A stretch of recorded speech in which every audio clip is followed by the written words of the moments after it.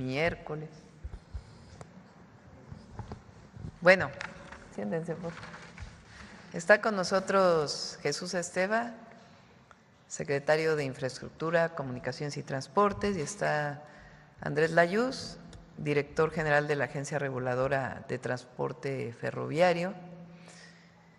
Nos van a platicar de cómo va la licitación de los trenes.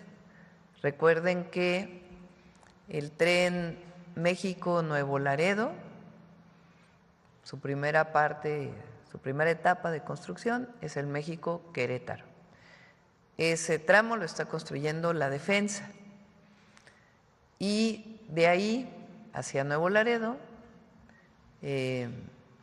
tiene una vía que ya la va a platicar Andrés y después también va hacia Guadalajara. Entonces ya se licitó la primera parte, Querétaro-Irapuato, es así, ¿no? Y del México-Nuevo Laredo se decidió iniciar por Saltillo-Nuevo Laredo. Todo esto nos lo va a platicar Andrés. ¿Cómo van las licitaciones? ¿Cuándo vamos a iniciar la construcción? Porque los trenes van, el rescate de los trenes de pasajeros va. Y también una de las leyes que se aprobó en este periodo extraordinario fue justamente la creación de la agencia en donde está Andrés. También nos va a platicar sobre ello. Entonces es el tema de hoy. Está aquí Jesús Esteva, que es pues quien coordina todo este proceso. Y pues al cierre el detector de mentiras, como todos los miércoles. Entonces, vamos, Andrés.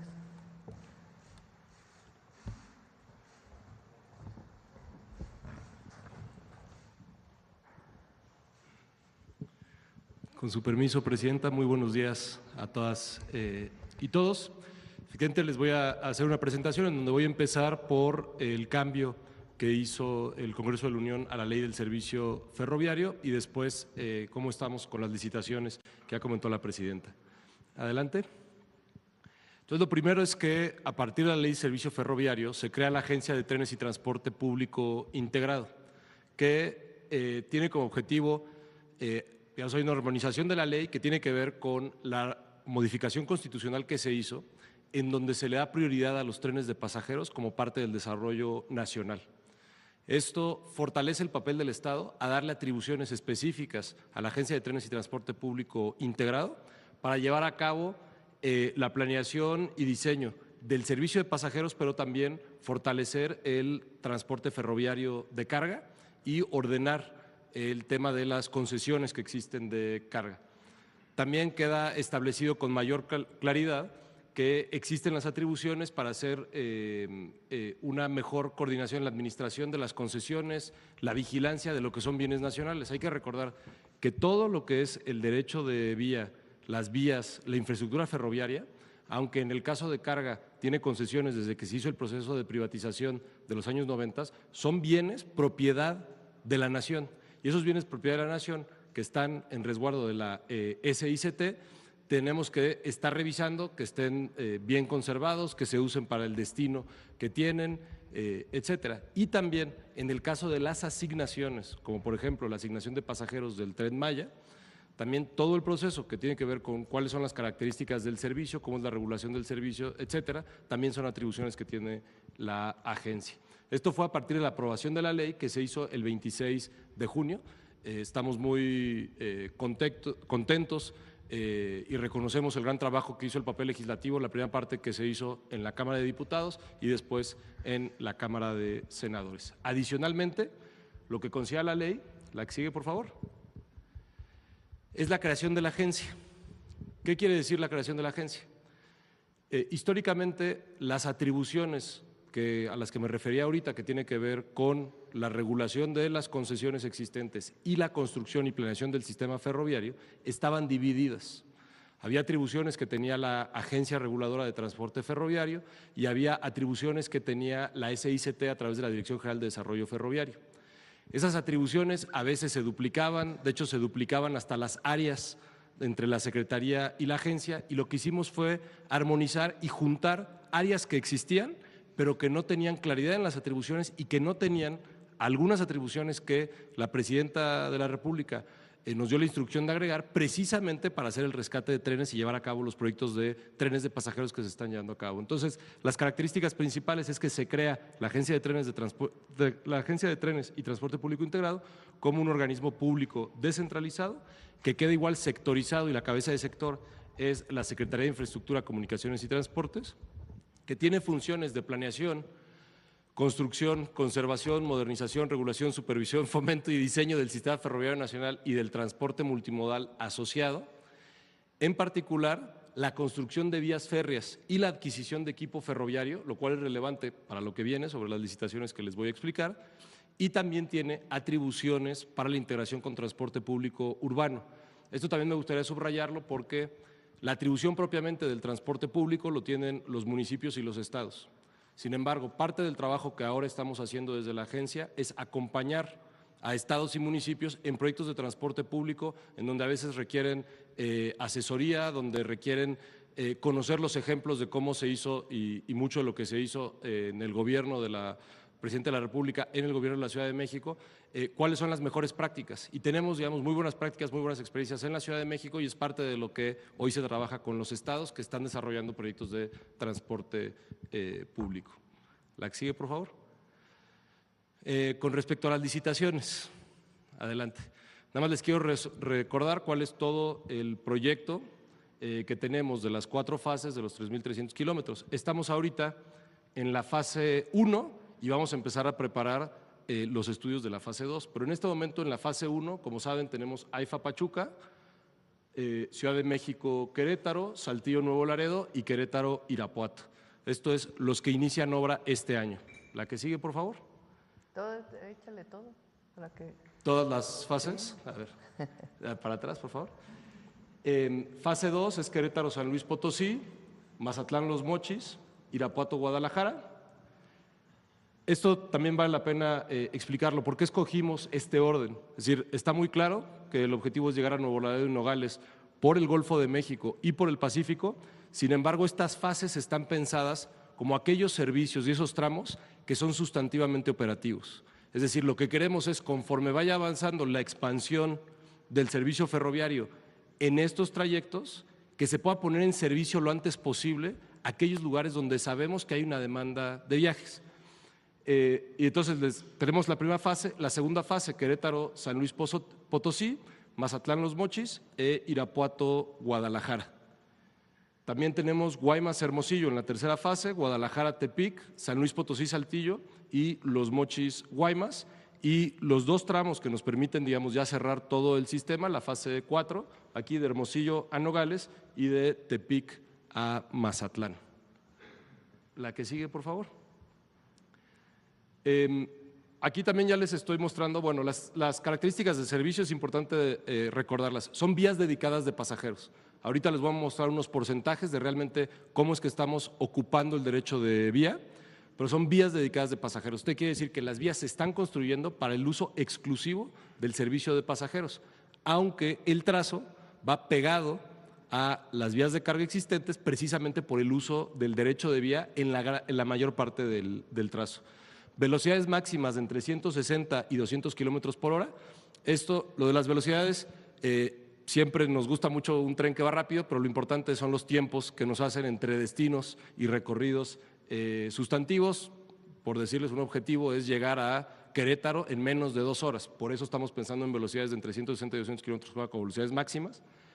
La tracción, en el caso de AIFA Pachuca, ahorita hablaré más de esa licitación, son trenes eléctricos. Hoy tenemos un servicio que va de Buenavista a Cuautitlán, está en construcción Buenavista, Lechería a Laifa, ese también es un servicio con catenaria, son trenes eléctricos y ese recorrido es el que se amplía hasta Pachuca 54 kilómetros más. En ese recorrido también son trenes eléctricos, también son trenes con catenaria, en el resto de la red son trenes diésel eléctricos se llaman. Tenemos estaciones principales y secundarias. Esto es muy importante por la conectividad que ofrece un servicio de trenes, no solo entre ciudades grandes, es decir, el servicio interurbano, también voy a hablar ahorita de los trenes regionales, sino también los servicios más regionales, más locales. Tenemos aquí el área de arquitectura de la SICT, ha estado trabajando en la arquitectura de las estaciones. son, digamos, unos renders con características generales. Estación terminal, este es el tipo de estación que hay en ciudades grandes. Estación intermedia son ciudades medianas que sabemos que tienen o tenemos la expectativa de que tengan una demanda razonablemente alta. Y después también estaciones de baja demanda, que también llamamos paraderos, que son precisamente en poblaciones pequeñas donde no esperamos que sea mucha la demanda cotidiana, pero que la conectividad es necesaria para estas poblaciones. El objetivo en términos generales es usar materiales locales, mucho, en la medida de lo posible, usar ladrillo, iluminación natural, no tener que montar sistemas de aire acondicionado, etcétera. La que sigue, por favor. Entonces, la configuración de las secciones de vía, esto es lo que les quería mostrar sobre cómo realmente se está haciendo la obra. Tenemos aquí la vía de carga que existía, tiene su pequeño terraplén normalmente, hay todo tipo de características, pero esto es lo más general. Y en paralelo se construyen las dos vías de pasajeros. No todos los tramos tienen dos vías de pasajeros, dependiendo de las distancias entre estaciones y la demanda que tenemos, habrá tramos donde hay una sola vía de pasajeros, como hoy lo hay en el tramo 6 del Tren Maya. Estos son los porcentajes que les quería anotar. Tenemos vías dedicadas en derecho de vía compartido, que son estas características. Es 89% de los 755 kilómetros que ahorita ya tenemos en proceso de licitación o ya en construcción, como son los casos que ya empezó el agrupamiento de ingenieros. Derecho de vía quiere decir compartido, que va pegado al tren de carga, en el mismo, no en las mismas vías, se construyen nuevas vías, pero se llama derecho de vía en el lugar en donde va el tren, el terreno por donde circula el tren. Y que, como les decía, es propiedad de la nación ese derecho de vía preexistente, más algunos tramos donde sí hay un proceso de adquisición de derecho de vía, es decir, compra de espacio para pasar las vías, que tenemos calculado en este momento alrededor de 10%. ¿Por qué no podemos ir solo en el trazo que ya existe?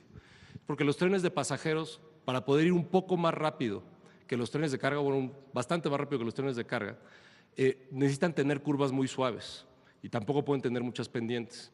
Esas curvas suaves son amplias y por esa razón se tiene que salir del trazo existente donde va la carga. Los trazos de las vías de carga que tenemos en nuestro país son del Porfiriato, muchos de principios del siglo XX, y se pensaba que era un servicio que iba a ser siempre pues, más o menos lento, de alrededor de máximo 80 kilómetros por hora. Al tener curvas más amplias, los trenes pueden agarrar mejor velocidad. Y entonces, para poder agarrar mejor velocidad, nos tenemos que salir del trazo actual. En este momento tenemos detectado que eso es alrededor de 10%. Y tenemos pequeñas interacciones con vía existente. ¿Qué quiere decir eso? Que tal vez hay algunos lugares donde la vía de carga necesita cruzar la vía de pasajeros, pero solo lo va a hacer de noche. Y son tan poquitos lugares que solo hemos encontrado 1%. En la gran mayoría de los lugares no tenemos ninguna interacción con la carga existente y por eso puede operar de forma totalmente independiente el servicio de pasajeros frente al servicio de carga actual. La que sigue, por favor. Parte de los estudios de demanda nos han permitido ir haciendo las primeras aproximaciones de cuáles son los servicios interurbanos y cuáles son los servicios regionales. Entonces, por darles unos ejemplos, esto es ilustrativo, no es que ya tengamos todo completamente definido, pero sabemos que hay pasajeros, habitantes de la Ciudad de México o habitantes de la Ciudad de Querétaro, que quieren hacer el intercambio entre estas dos ciudades. Eso es un recorrido de 227 kilómetros.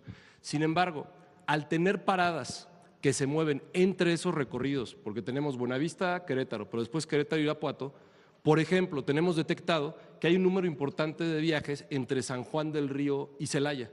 Son viajes asociados al trabajo. ¿Por qué? Porque en el Bajío ha habido un crecimiento poblacional asociado a la industria, en donde las personas trabajan en una de las ciudades del Bajío y viven en otra de las ciudades del Bajío, o estudian en una de las ciudades del Bajío y viven en otras ciudades del Bajío. Celaya, Irapuato también es un servicio que tenemos detectado, y en el caso, por ejemplo, del Saltillo Nuevo Laredo, de Ramadero Ramos Arizpe. Tenemos Derramadero en el extremo sur de Saltillo, es una zona industrial con poca vivienda, pero muchísimo trabajo. Después tenemos Saltillo y después tenemos Ramos Arizpe, que es también de las zonas industriales del país que más están creciendo, el norte de Ramos Arizpe. Sabemos que hay una demanda de viajes, de trabajadores que todos los días van a estas dos zonas industriales. Eso quiere decir que el tren que va hasta Nuevo Laredo no necesariamente tiene que ser, digamos, el mismo tren, el mismo vehículo, que hace un recorrido más corto de Ramos Arizpe a Derramadero en la mañana para estar moviendo a las personas y para ofrecer un servicio de un poquito más alta intensidad. La que sigue, por favor. Como saben, en términos de construcción, el trabajo se ha dividido entre dos instancias. Por un lado, la defensa, que ya inició la obra en el tramo de AIFA Pachuca y de Ciudad de México Querétaro, y la SICT a través de la agencia, que estará iniciando ahora en agosto el Querétaro Irapuato y el Saltillo Monterrey Nuevo Laredo. También es importante mencionarlo, la ingeniería básica, es decir, cuáles son las características en cada metro en el que vamos a ir construyendo, se ha estado trabajando a través de la defensa. Es un trabajo conjunto, pero la verdad los ingenieros militares han sido muy efectivos en el desarrollo de esa ingeniería básica, que es lo que nos permite ya licitar las obras para poder empezar la construcción lo antes posible. La que sigue, por favor. Entonces, las licitaciones de construcción del tren Querétaro-Irapuato es igual una licitación para la construcción de 108 kilómetros de vías exclusivas de pasajeros que tienen que estar integrados al servicio que va desde la Ciudad de México hasta Querétaro, para poder tener un servicio continuo Ciudad de México hasta Irapuato, con estos servicios regionales que les mencionaba. Después tenemos la construcción de 394 kilómetros en las licitaciones del tren Saltillo a Nuevo Laredo. Y por último también la licitación, esta primera licitación de flota de trenes, que son los primeros 15 trenes eléctricos que se adquieren para el servicio Ciudad de México a Pachuca. La que sigue, por favor. ¿Qué características tiene el proceso de licitación o qué es lo que estamos pidiendo a los constructores que presenten? Tienen que presentar la capacidad de elaborar el proyecto ejecutivo. El proyecto ejecutivo es, una vez que tienes de ingeniería básica, es el desarrollo a detalle de ingeniería de la construcción, con levantamientos topográficos, estudios geotécnicos, el proyecto ejecutivo ya definitivo y las especificaciones técnicas que se requieren para definir los materiales, los procesos, etcétera, y que están normados en la propia licitación. En la fase de construcción tienen que hacer las obras preliminares de limpieza, de desplante, los movimientos de tierra, las obras de drenaje. Tenemos ya el análisis hidráulico de todos los trazos para saber dónde tenemos mucha agua o poca agua. Si alguien tiene la duda de por qué Derramadero se llama Derramadero, bueno, es porque se derrama mucha agua en Derramadero, entonces tuvimos ahí algunos temas de trazo. También hay muchas estructuras especiales. La sección que les mostré, todo sucede a nivel. Es decir, está la vía de carga, va en un pequeño terraplén y al lado se construye otro terraplén. Sin embargo, hay lugares donde se requiere construir puentes, ya sea porque tenemos una orografía complicada, que puede ser que hay una barranca, hay un río, etcétera, o viaductos. Estos viaductos sobre todo se requieren en los accesos a zonas urbanas porque hay mucha industria. Y precisamente para no tener interacción con carga, estamos pasando por arriba de las instalaciones de carga, de tal forma que nunca se crucen ahí el tren de pasajeros y el tren de carga. Por darles un ejemplo, la zona industrial de Monterrey, en el norte de Monterrey, pues hay muchas bodegas a lo largo de la vía, porque está la vía de carga y le da servicio cotidiano a esas bodegas. Por ahí lo mejor es pasar por arriba para precisamente no tener que interactuar con la carga, que no nos permitiría tener un servicio eficiente de pasajeros.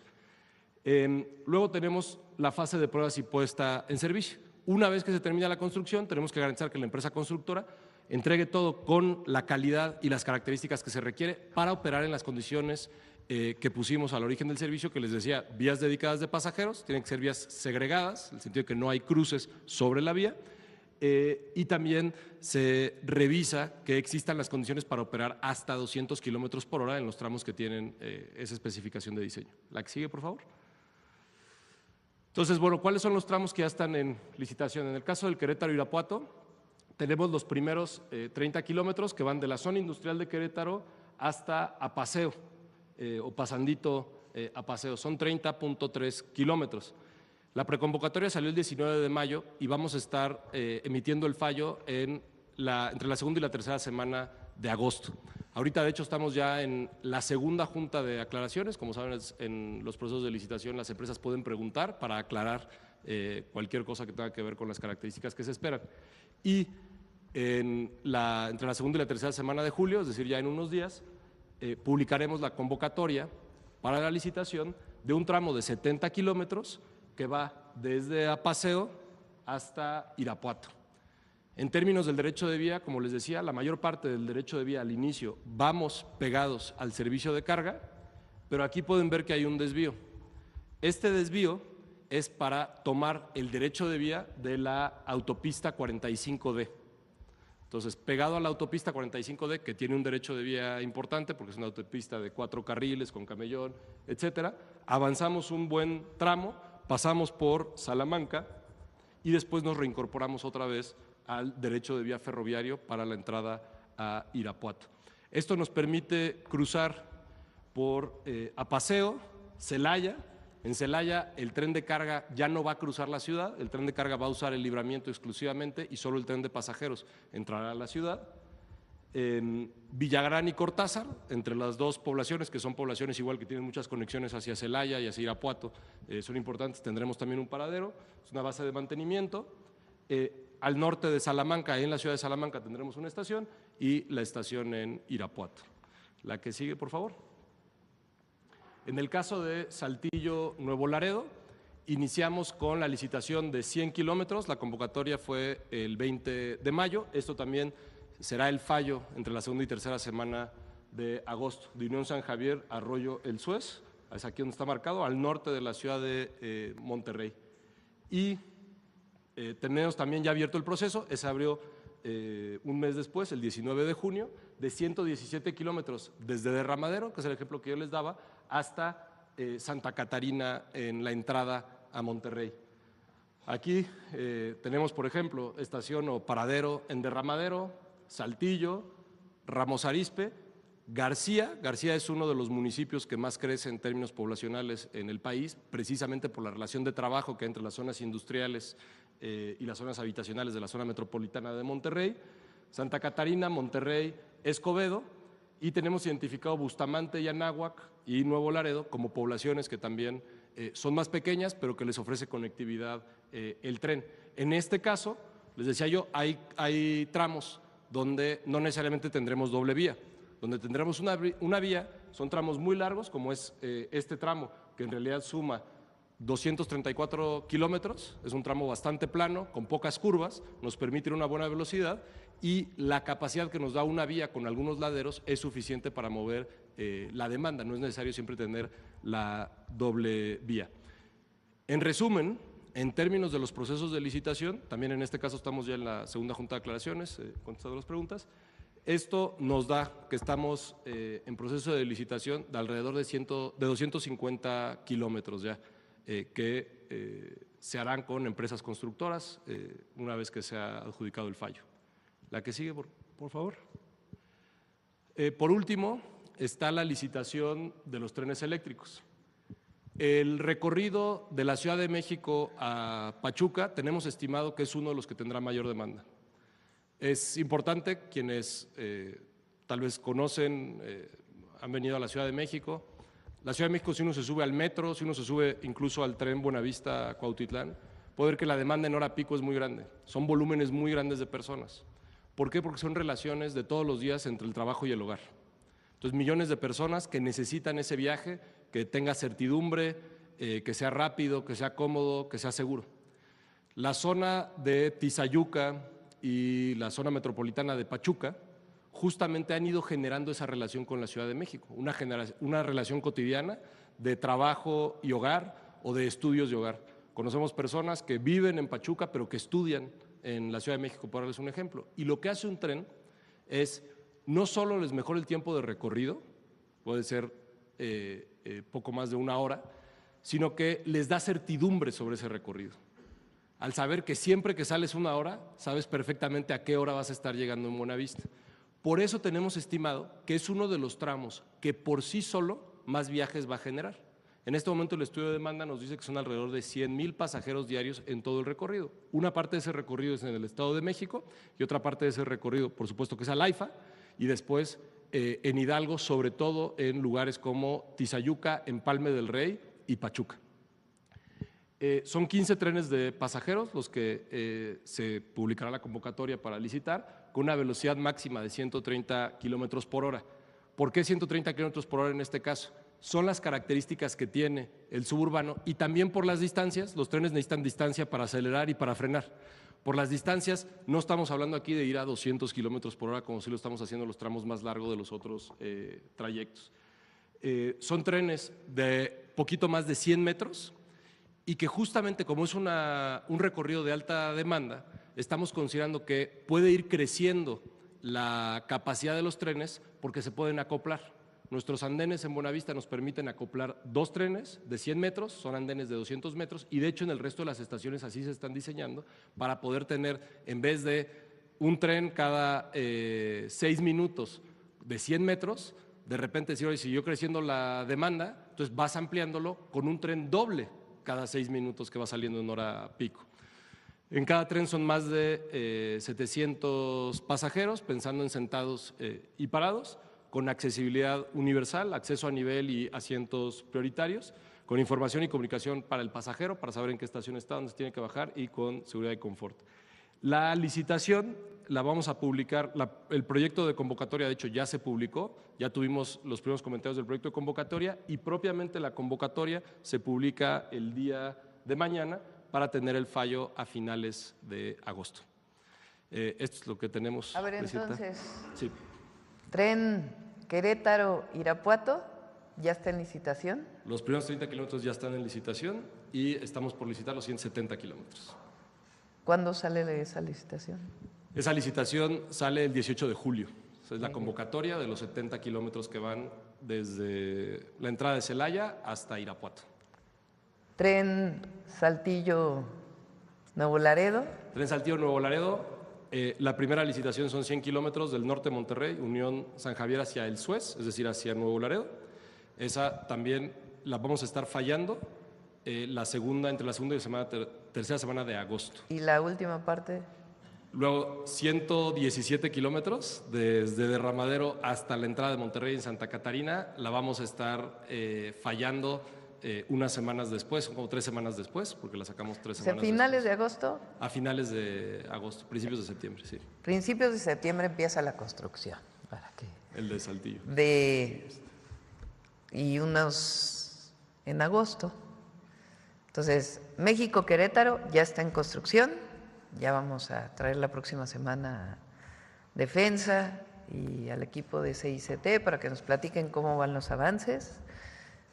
AIFA Pachuca ya está en construcción, también nos van a platicar ese día cómo van los avances. Ciudad de México, AIFA, también ese ya tiene rato en construcción y ya se resolvieron los problemas sociales y ya va a poder desarrollarse a plenitud. Y están en licitación y se asignan en el mes de agosto Querétaro, Irapuato, Saltillo, Nuevo Laredo. Y además está en licitación los trenes del México-Pachuca. Entonces, como ven, el rescate de los trenes de pasajeros continúa. Se acabó el periodo en donde se decía que el Estado no podía construir, que lo público era malo, per se, aunque todavía hay algunos trasnochados que piensan que lo único bueno es lo que no hace el gobierno. Estamos recuperando las capacidades del Estado mexicano para transportar al pueblo de México, tanto en ferrocarril como en avión. Y el objetivo es México-Nuevo Laredo, México-Nogales. Bueno, esta es la información del día de hoy. Sobre trenes. A ver, aquí atrás, porque te quedaste ayer. Buenos días, Presidenta. Julio Mar Gómez, Medios Digitales del Pacífico. Presidenta, el reconocimiento es muy importante y es un acto que se valora. Y en este caso lo digo por los mexicanos que tuvieron a bien apoyar en Estados Unidos, y así lo reconoce la vocera Tammy Bruce, vocera del Departamento de Estados Unidos, quien agradeció el apoyo internacional ante esta catástrofe de México con Estados Unidos. ¿Por qué, Presidenta, este reconocimiento? Bueno, primero hay que felicitar, ayer lo hice, al presidente de Acuña y al gobernador también de Coahuila, que ayudó en este proceso. Segundo, esto es parte de cómo somos los mexicanos. Digo parte porque los mexicanos somos mucho más allá que eso. Pero el sentido de solidaridad y de fraternidad nos caracteriza y tiene que caracterizarnos siempre. No importa bajo qué circunstancia, las y los mexicanos le damos la mano al que sufre, le damos la mano al que se queda atrás. Hay algunos que no les gusta eso, que siguen pensando como en el pasado, pero la esencia del pueblo de México es la fraternidad. Y eso es lo que se muestra cuando salimos a ayudar a otros países, a otras naciones, a otros lugares, y cuando nos ayudamos entre nosotros. Cuando hay una situación difícil en nuestro país, toquen madera, un sismo, una inundación, los primeros que salimos a apoyar somos los vecinos, siempre hay una solidaridad enorme. Y eso hay que rescatarlo y ponerlo por encima de todo. Ante todo el humanismo, Presidenta. Ante todo el humanismo. Muchas gracias. Presidenta, cambiando un poco de tema, el nepotismo es una calamidad que no se ha podido desterrar de la administración pública, y hay dependencias estatales que se han convertido en empresas familiares. Pues una de ellas es la Junta de Caminos del Estado de México. Trabajadores de la Junta han buscado que la gobernadora Delfina les atienda y enviaron una carta exponiéndole una situación de acoso que se vive en el interior del organismo que dirige Ariel Juárez Rodríguez según su denuncia. Han sido objeto de tratos discriminatorios del personal a cargo de la subdirectora de la administración, María Teresa Ruiz, quien se hace llamar la jefa, y su pareja de Ariel Juárez. Ello junto con su hermano de nombre Walter Ruiz Pérez, que ocupan el puesto de director jurídico, coordinan una estructura que controla desde las contrataciones hasta las residencias regionales, donde se tienen en la nómina a varios aviadores. Las personas que forman parte de esta estructura la acompañan desde que Juárez Rodríguez era alcalde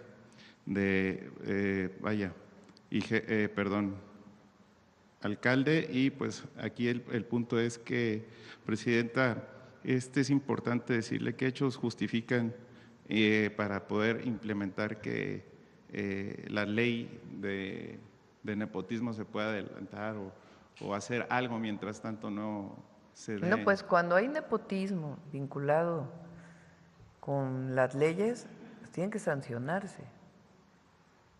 Una persona, lo que dice la ley es que no puedes contratar a alguien que tiene un cuarto nivel de relación contigo. El cuarto nivel se establece por las relaciones directas. Un cuñado, por ejemplo, pues es el esposo de tu hermana, por decir algo. Entonces son dos. Y así, hasta el cuarto nivel se puede contratar, a menos que una persona llevara tiempo trabajando ahí y después es nombrada alguien por voluntad popular, y entonces pues ahí sería en afectación a la persona. Esa es la única salvedad que se tiene. Pero no puede haber nepotismo en la contratación de una persona a sus familiares. Eso es lo primero. Sobre el caso que mencionas, pues hay que ver qué de lo que mencionas tiene sustento, no porque no lo digas tú, sino en términos de la propia autoridad, pero siempre hay que recibir, hay que escuchar y hay que atender a las personas. Sí, Presidenta, aquí tengo el sustento del cual hemos estado investigando y con mucho gusto se los puedo compartir. Por otra parte, ayer me quedé con un poquito de las ganas de preguntarle, si bien es cierto, la mesa de seguridad ha cambiado el esquema, antes era el gabinete de seguridad, la coordina el secretario Omar García Harfuch. Lo que tengo entendido, pues son la Secretaría de Defensa Marina, otras dependencias del orden de la justicia, pero aquí hay varios temas que si quisiera saber si dentro de la Secretaría de Seguridad Pública hemos hecho algunos foros, tienen facultades estos nuevos vehículos que hemos visto que han sido muchísimos policías, muchas unidades que dice Secretaría de Seguridad Pública. ¿Qué facultades tienen? Porque si bien es cierto, el aeropuerto o los aeropuertos la está a cargo de Marina, los puertos aduanales está a cargo Defensa. ¿Qué facultades pueden tener estas patrullas que están ahí por a cargo de la Secretaría? Recuerden que la Secretaría de Seguridad y Protección Ciudadana tiene la protección federal, que normalmente es contratada en edificios, para cuidar instalaciones estratégicas, pero también pueden coadyuvar en algún lugar en donde sea necesario. Entonces pertenecen a esta policía que se dedica principalmente a la protección de los edificios, pero en algunos lugares, como por ejemplo Sinaloa, está ayudando en ciertos lugares a Defensa y a Guardia Nacional. Y estas unidades de la Secretaría de Seguridad y Protección Ciudadana son para investigar, son para prevención y también para reacción. En el caso de protección federal, pues son para cuidar, resguardar, y si lo necesita la Guardia Nacional se apoyan con ellos. Es algunos lugares específicos en donde está apoyando, pero esencialmente las labores de la Secretaría. La Guardia Nacional es la institución por excelencia de protección y prevención y también de investigación, pero le dimos capacidades a la Secretaría de Seguridad y Protección Ciudadana para que a través de CNI, de su propia Subsecretaría de Inteligencia, puedan coordinar las labores de inteligencia e investigación como coadyuvantes del Ministerio Público. La situación del país en términos de inseguridad, de delincuencia organizada, requiere de las capacidades de inteligencia y investigación para apoyar al Ministerio Público en la elaboración de carpetas de investigación. Esa es su función principal de la Secretaría y en eso está apoyando, y a veces en ciertos lugares Protección Federal, que es esta policía que ayuda a cuidar edificios, puede hacer algunas otras labores de coordinación y protección. Es que había una duda, por ejemplo, quería preguntarle al fiscal general sobre los retenes que tiene la propia Fiscalía General de la República, en donde el presidente pues había dicho que por parte de las policías municipales tenían prohibido pues hacer los retenes por parte de las policías estatales igual. Pero ¿qué pasa cuando hay retenes de la Fiscalía General de la República? Que en caso de San Luis Río Colorado pues ha sido muy lento para el transporte público, y que fuera de eso era pedirle no quitarlos a lo mejor, pero sí poder hacer algo más accesible para los camioneros. Lo platicamos con la Fiscalía. Muchas gracias, Presidenta. Ya por último, Presidenta, se le ha dado seguimiento al caso del señor Antonio Luna, quien tras permanecer privado de su libertad durante 2 años logró demostrar en su proceso que hubo anomalías y que se ignoró diversas pruebas a su favor. Gracias a ello, el juez Edgar Agustín Rodríguez Beiza le modificó la medida cautelar, lo cual resulta muy difícil en el actual sistema judicial, donde muchas veces es más difícil declararse culpable para obtener una libertad anticipada. Más fácil, perdón.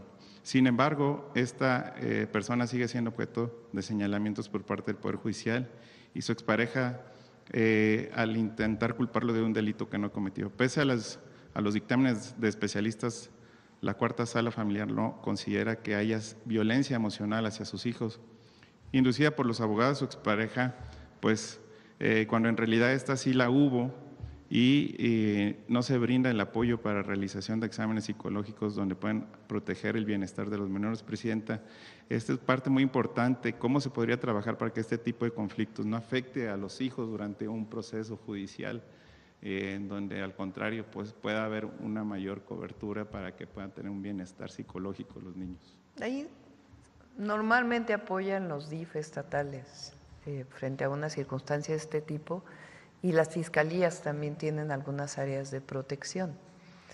Depende principalmente del Poder Judicial, de los juzgados civiles principalmente, pero siempre el DIF estatal y federal apoya en estos casos, y vemos el caso específico que planteas. Muchas gracias, Presidenta. Le paso todos los datos. Muy bien. A ver, vamos, es que ya hemos preguntado por… A ver, aquí que hace rato que no preguntas. No, ahorita vamos. Gracias, Presidenta. Buenos días, Angélica Guerrero del financiero Bloomberg Televisión.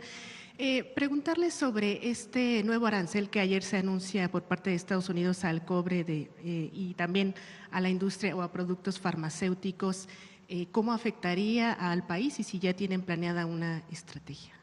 Sí, México exporta, los dos países principales de exportación del cobre son China, en primer lugar, exportamos más a China que a Estados Unidos, pero sí exportamos a Estados Unidos, mucho de ello es chatarra, que después es refinada en los Estados Unidos y que la requiere Estados Unidos, porque ese es el gran tema, ¿no? Cuando se ponen estas tarifas para protección de la economía de Estados Unidos y para producción adicional, pues en realidad una buena parte de la exportación es porque lo necesita la industria y las empresas de Estados Unidos para su propia economía. Y en el caso de la farmacéutica también hay exportación a Estados Unidos. Vamos a esperar. Esta semana va un equipo del Gobierno de México a Estados Unidos a trabajar sobre este acuerdo global que platicamos en su momento en el G7 con el presidente Trump. Lo encabeza el secretario de Economía, pero va en equipo de Hacienda y un equipo de Relaciones Exteriores. Y van a estar allá este viernes a iniciar todavía un proceso mayor de trabajo para los temas integrales. Seguridad, entre otros seguridad de la frontera, migración y comercio. Entonces, inician pues estas conversaciones que acordamos con el presidente Trump y por supuesto que nosotros siempre vamos a buscar las mejores condiciones para México. Las decisiones pues muchas veces son del gobierno de Estados Unidos y nosotros lo que buscamos pues es apoyar para poder generar, por ejemplo en el cobre, pues otros esquemas de exportación, porque el cobre se requiere en muchos lugares del mundo. Entonces ahí hay algunas opciones. Repito, mucho del cobre que exportamos es a China. China es un gran importador de cobre. Y en el caso de la farmacéutica, pues ya saben ustedes que tenemos un plan integral para el desarrollo de la industria farmacéutica en México que cubra la demanda local y al mismo tiempo pues que se pueda exportar, sí a Estados Unidos, pero buscar también otros mercados, que es parte del Plan México. ¿Confía entonces que en este acuerdo global se detengan, digamos, estas medidas de parte de Estados Unidos? Pues vamos a hacer todo el esfuerzo que esté de nuestro lado. Sabe el pueblo de México que estamos en eso. La situación que vive México no es exclusiva de México, es del mundo entero, de una posición que ha tomado el gobierno de los Estados Unidos frente al resto de los países de cerrar su economía a través de las tarifas. Nuestra responsabilidad pues es buscar la mejor negociación posible con Estados Unidos y al mismo tiempo pues buscar otras opciones para la producción nacional y la producción y la exportación a otros lugares, y en eso hemos estado trabajando todo el tiempo. Y la economía mexicana tiene mucho que aportar. Y este cierre, lo que hemos dicho es, este cierre de las importaciones, pues le afecta a Estados Unidos también, de muchas maneras, porque hay mucha integración de nuestra economía. Presidenta, ayer también la Secretaría de Agricultura de ese país mencionó que no habrá amnistía para trabajadores agrícolas y que van a ser deportados si no tienen documentos. ¿Cuál es su opinión? Pues ayer no se entendió muy bien la propuesta que están haciendo, porque el presidente Trump antes había dicho que se iba a respetar si los empleadores establecían cuántos trabajadores necesitaban. Y ayer ya dijeron que eso no correspondía a la amnistía, entonces vamos a esperar a ver cuál es la propuesta que están haciendo y siempre nosotros en la defensa de los mexicanos en Estados Unidos. Presidenta, rápidamente dos temas. Ayer Amnistía Internacional, esta organización señala que las madres buscadoras o personas o familiares de personas desaparecidas pues han sufrido una violencia pues, prácticamente sistemática desde el año 2011 a la fecha. Reportan, por ejemplo, el asesinato de 30 familiares de personas desaparecidas. ¿Qué acciones, ya sabemos que envió estas leyes al Congreso, pero qué acciones tendrá su Hay gobierno? comunicación permanente con la Secretaría de Gobernación. Entonces, tienen los colectivos las puertas abiertas para seguir hablando y trabajando con la Secretaría de Gobernación, y ahí donde se requiera apoyo para su protección, se otorga. Entonces, este diálogo que hizo Rosa Isela Rodríguez ha sido muy importante y se va a seguir atendiendo. Presidente, ya prácticamente para terminar, ayer inició, digamos, de manera formal la transición de la Suprema Corte de Justicia. Hubo un encuentro entre el actual presidente de la Corte y el… Qué bueno, vamos avanzando. ¿Algún comentario para que esta transición Pues vamos se haga? avanzando, y fue buena la declaración, que haya tranquilidad en México de que va a ser una transición. Eso fue lo que declaró el próximo presidente de la Corte.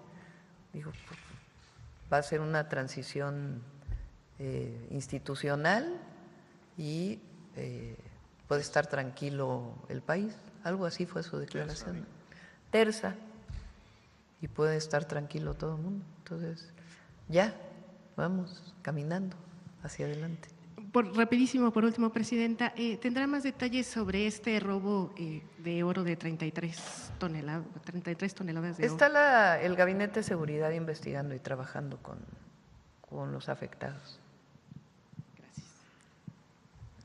Vamos aquí a ver. ¿Tú? Sí. Presidenta, el diputado Ricardo Monreal anunció que en septiembre, en el periodo ordinario de esta legislatura, no se descarta evaluar una reforma fiscal. Y le preguntaría, Presidenta, frente a una crisis fiscal del Estado, donde ante una mayor acumulación de capital y mayor demanda social de obras sociales, ¿cree que el Estado mexicano esté cerca o lejos de una crisis fiscal? No. La economía de México está bien y el presupuesto público está bien. Cero, nada, no hay problema. Y para el secretario de Infraestructura y de Comunicaciones, el secretario Layut, fíjese, Presidenta, que corría el primer informe de labores del presidente de la Madrid y su secretario de Comunicaciones, el ingeniero Rodolfo Félix Valdés, dijo que había condiciones para que el tramo México-Querétaro contara con una doble vía y eléctrica. Eso se quedó atrás. De hecho, existe. Señor secretario, por favor. Platícales todo cuando lo inauguraron y que luego ya nada circulando en prensa. Claro. La verdad es que es muy interesante la historia que usted comenta. Ya la había comentado justamente con la presidenta, porque ahorita en el proceso de planeación de los nuevos trenes, justamente como vamos paralelo a los derechos de vía, a la vía que se opera actualmente de carga, pues hemos estado recorriendo todas las vías. O sea, ahorita hemos ido conociendo a través de vehículos pequeños, pues cómo es la vía, cómo es el trazo, dónde estaban las estaciones antiguas, etcétera. Todas y todos tenemos esta imagen de los trenes, les decía yo, construidos en el Porfiriato o después del Porfiriato, las primeras décadas del siglo XX. Sin embargo, la doble vía electrificada México-Querétaro efectivamente se empezó a construir a finales de los años 70, se construyó durante buena parte de los 80 y se puso en operación a inicio de los años 90. Es una doble vía que tiene estaciones, o sus estaciones principales eran Buenavista, Huehuetoca, Polotitlán, Tula, San Juan del Río y Querétaro. Incluso la estación de Tula, en fin, he pasado un par de ocasiones por ahí, es una estación de pasajeros que se construyó y que quedó abandonada. Tiene ahí las placas de inauguración, como usted mencionaba, del presidente de la Madrid en aquel momento. Y parte de la tragedia de lo que sucedió con el proceso de privatización es que como desaparecieron y hubo una política de desaparecer los servicios de pasajeros, esa infraestructura es parte de la infraestructura que se concesionó para ser operada por carga. Incluso ya estaba en operación la vía electrificada, es decir, la catenaria, que es los postes, el cable y los brazos, con subestaciones eléctricas desde la Ciudad de México hasta Querétaro, ya existía. Hoy esa vía tiene, los postes todavía ahí están, muy poquitos tramos tienen un cable, ya no está evidentemente en operación, porque cuando llegó el primer concesionario de carga, que en ese momento todavía era TFM junto con Kansas City, que ahora es CPKC, Canadian Pacific, lo primero que hicieron fue quitar la catenaria eléctrica para poder meter los trenes de doble altura de carga. Realmente la catenaria eléctrica habrá operado un par de años, hubo unas locomotoras eléctricas que operó Ferrocarriles Nacionales, sí hubo problemas al inicio de la operación, pero tampoco se dio como un tiempo de puesta en servicio, puesta en marcha. Habrán personas que habrán recorrido en lo que se llamaba el tren El Constitucionalista, en los trenes que no eran eléctricos, todavía los de diésel, sí habrán recorrido sobre esa doble vía, que en términos de diseño tiene algunos tramos que podían llegar hasta 160 kilómetros por hora. Entonces, la historia, y por eso creo que es importante subrayarla, es esta paradoja de que el Estado mexicano hizo una grandísima inversión con un buen trazo para una vía de pasajeros Ciudad de México-Querétaro, y en el proceso de concesionamiento no se consideró que ese podía ser un servicio al público, sino simplemente el servicio de los privados, considerando que aparte existían otras dos vías de carga a Querétaro. Es decir, tenemos las vías del Porfiriato, que son conocidas como las vías A y B, se construyeron en los años 80 las que son conocidas como las vías Juárez y Morelos, y las 4 se concesionaron para ser operadas para carga. Finalmente, Presidenta. Una foto ahí que nos puedan pasar. O sea, hay tramos, fíjense la tragedia del neoliberalismo y la irresponsabilidad de la privatización de los ferrocarriles con Zedillo, porque había tramos que se acababan de construir, que evidentemente tenían demanda, como la México-Querétaro, con catenarias ya puestas, y ahora se usa para carga. Lo primero que hicimos era ver si ese podía ser el primer trazo para el México-Querétaro de pasajeros. El problema es que como va más rápido, pues tiene curvas demasiado angostas y entonces no da para la velocidad que queremos ahora. Por eso se va a construir una nueva vía, además de que está concesionada para uno de los concesionarios. Entonces, es la irresponsabilidad y la corrupción también, porque no olvidemos que Zedillo después se fue a trabajar a esa empresa a la que le concesionó esa vía que habían construido hacía unos años para hacer un tren eléctrico México-Querétaro. Es más, fue inaugurado por De la Madrid y pocos años después se canceló. Solo para concluir, Presidenta, sí. En 2004 su antecesor Vicente Fox le encargó al ingeniero Loyola Vera en ese plan México-Querétaro garantizarnos a los mexicanos la conclusión de ello que no, pues simplemente no acabó. Sí, no, pues cuántas promesas no cumplidas hubo ahí. Para empezar, la democracia.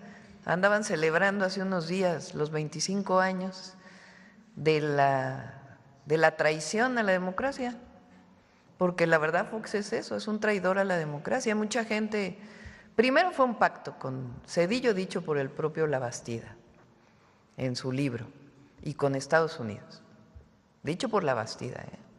Y segundo, pues nada más hablemos del fraude electoral del 2006 y del desafuero. O sea, llegó a la presidencia para evitar unos años después, primero no cumplió la mitad de sus promesas, o más de la mitad, o casi todas. Por cierto, ahí, seguro al ratito va a estar contestando. Y después, pues una traición tremenda, con el desafuero, inventando un delito al entonces jefe de gobierno, Andrés Manuel López Obrador, para que no participara en la elección. Viene la movilización social masiva en todo el país, se tiene que echar para atrás, pero de todas maneras él dijo no va a llegar López Obrador porque no va a llegar y es partícipe del fraude electoral del 2006. Entonces, entre otras de sus promesas no cumplidas, pues fue el México-Querétaro. Vamos, a ver si tienen la foto. A ver, pongan la foto de unos tramos que todavía se ve. Este es el recursos públicos, recursos del pueblo que se utilizaron para empresas paraestatales, para obra pública, que después se privatizaron. A ver si, ¿ahí la tienen? Miren, la estación de Tula. Ahí están las catenarias, estas son.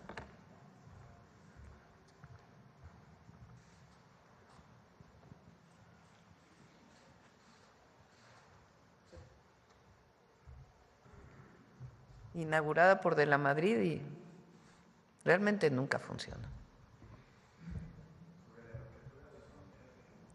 Sobre la reapertura de la frontera.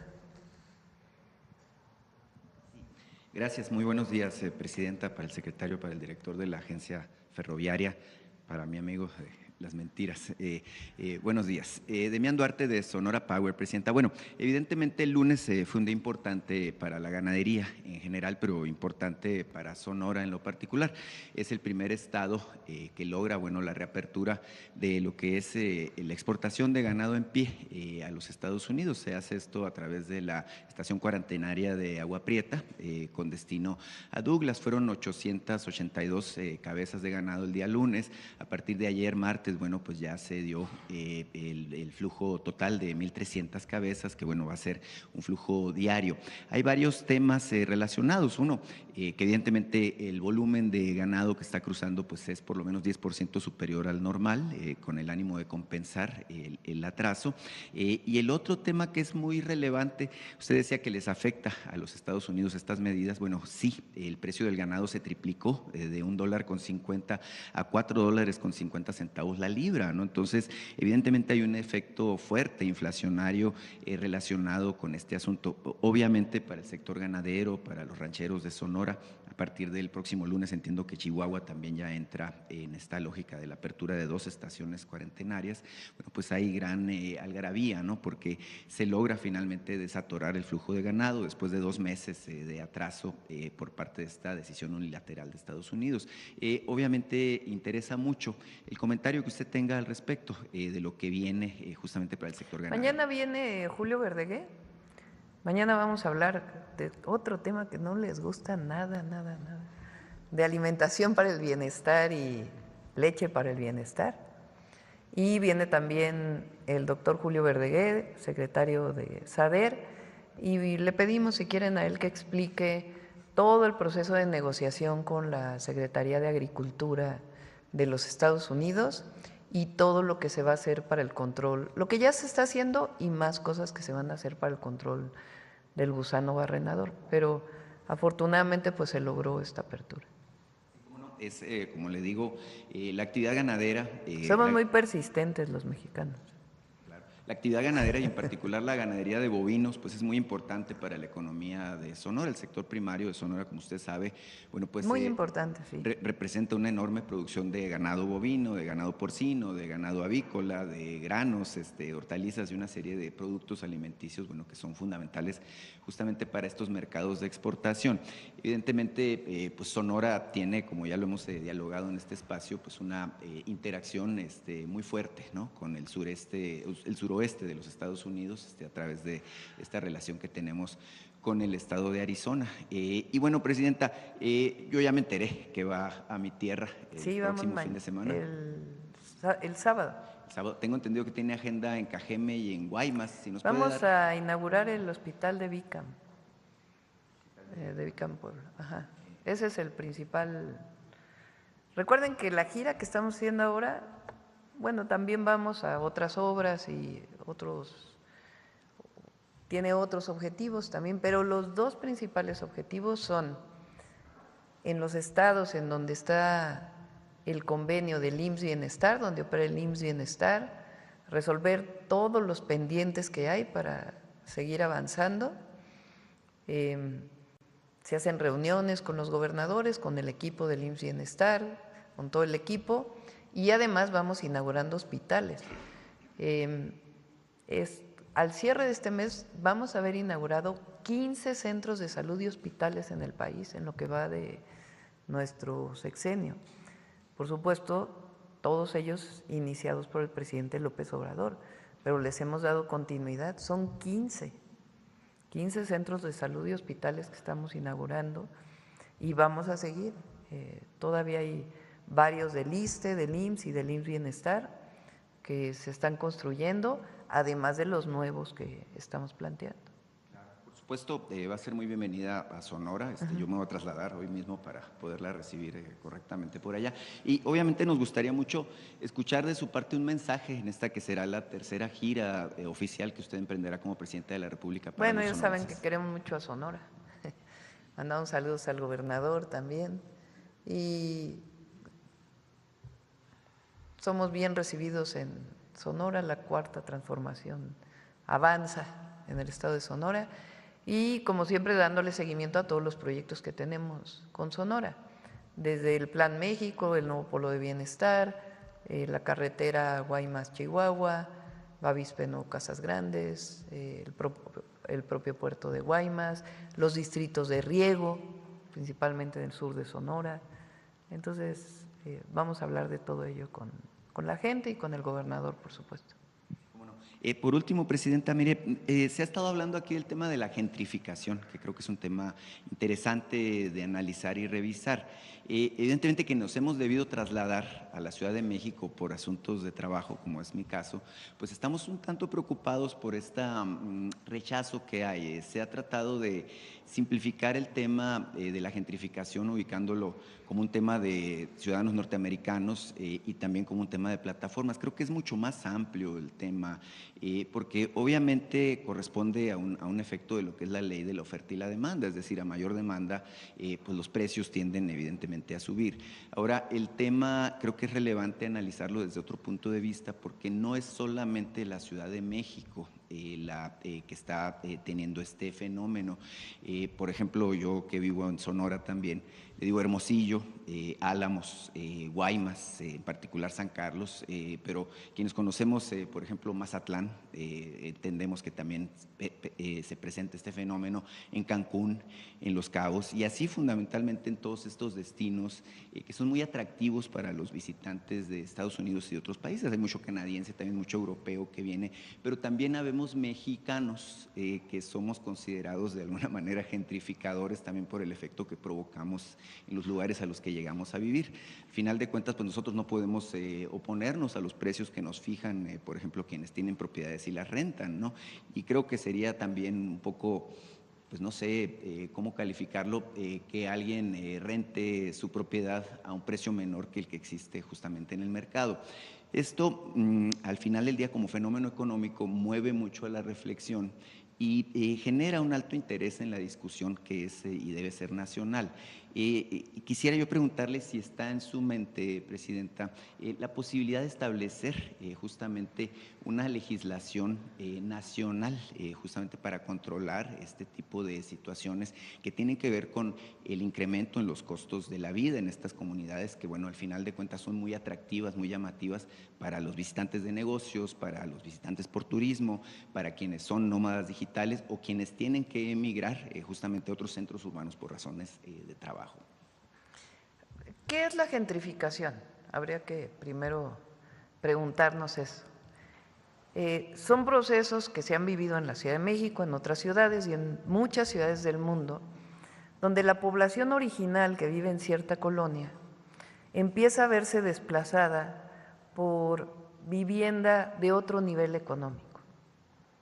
Entonces, una persona que vive en una vivienda que paga una renta o que tiene ahí su casa de hace mucho tiempo, se generan procesos, a veces promovidos desde el gobierno. No es el caso ni de cuando fui jefa de gobierno, ni de Clara Brugada, obviamente.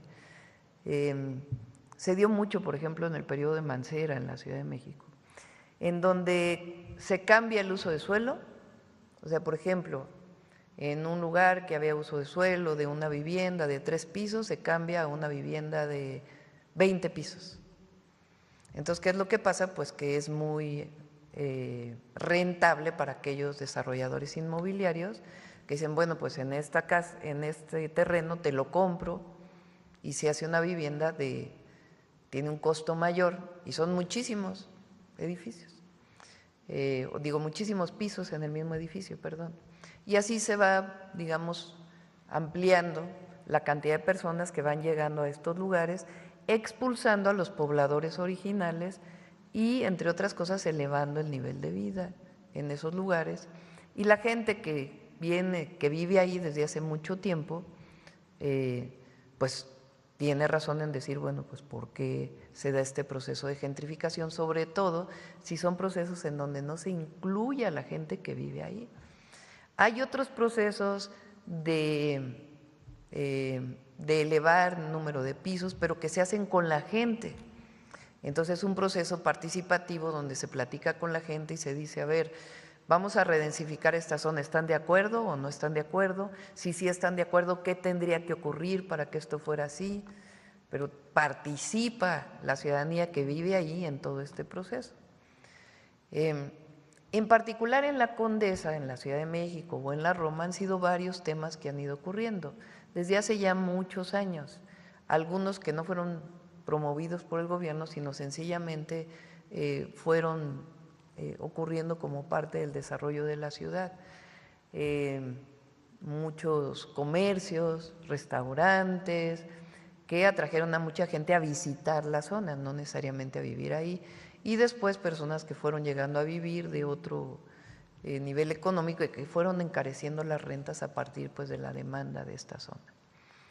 Entonces, obviamente los procesos de gentrificación no deben ocurrir si expulsan a quien está ahí originariamente para irse a vivir a la periferia, pues porque cambia el nivel de vida y divides entre los que tienen recursos económicos y los que no tienen.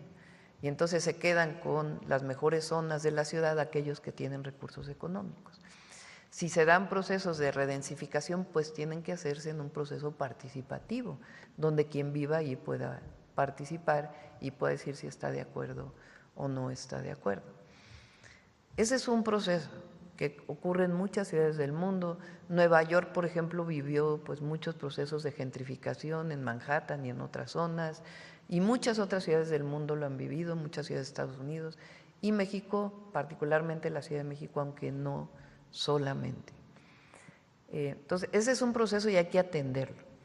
La otra tiene que ver con gente que viene de otros lugares, o de México o del mundo, a vivir en la zona, que puede ser parte del proceso de gentrificación, pero no necesariamente un proceso de gentrificación está asociado a personas extranjeras que vengan a vivir a México, a esta zona. Eso hay que aclararlo.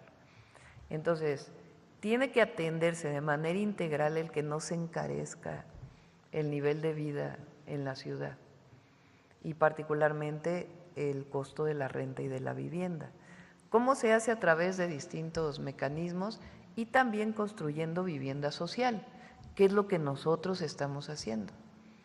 Recuerden que todo el proceso de las nuevas viviendas que estamos haciendo no lo estamos haciendo alejado, no lo estamos haciendo en la periferia como se hizo durante mucho tiempo, sino cerca de los lugares de trabajo. Entonces, hay que atender el fenómeno de la gentrificación.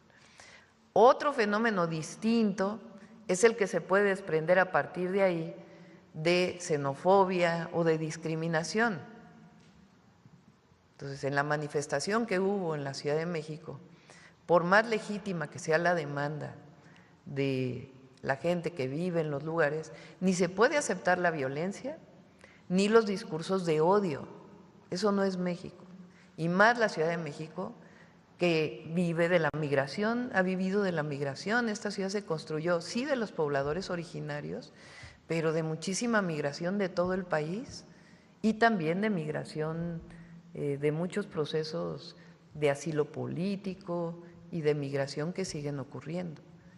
Entonces, y vamos a apoyar ahí a la jefa de gobierno y a alcaldes, porque los usos de suelo, todo esto depende mucho de las políticas municipales y estatales, pero vamos a apoyar, porque finalmente lo que queremos es el derecho a la vivienda, que se garantice, y el derecho a la ciudad, o a las ciudades.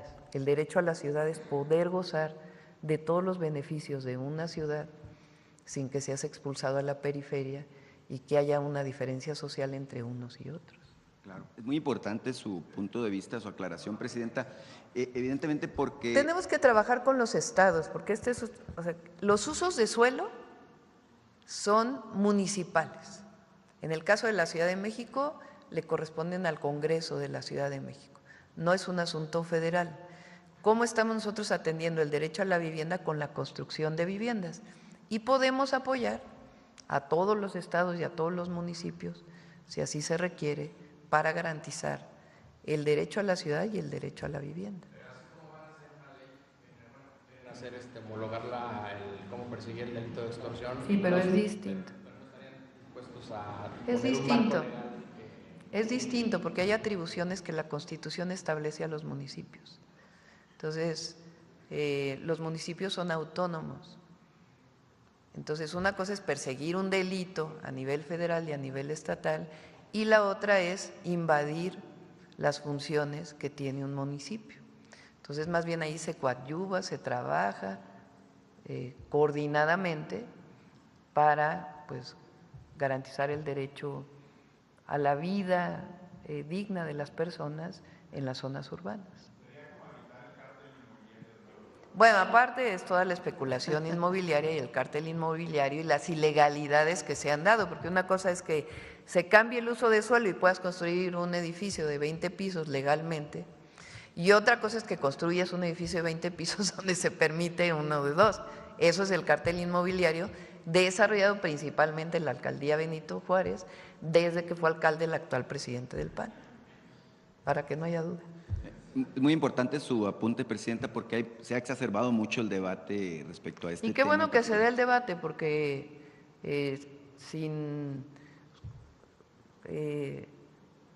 hablando claramente que no queremos discriminación, no debe haber discriminación de ningún tipo, es un debate interesante que se dé en la ciudad y en otros lugares de cómo garantizar el derecho a la vivienda y los accesos públicos, el acceso a los servicios públicos de los habitantes.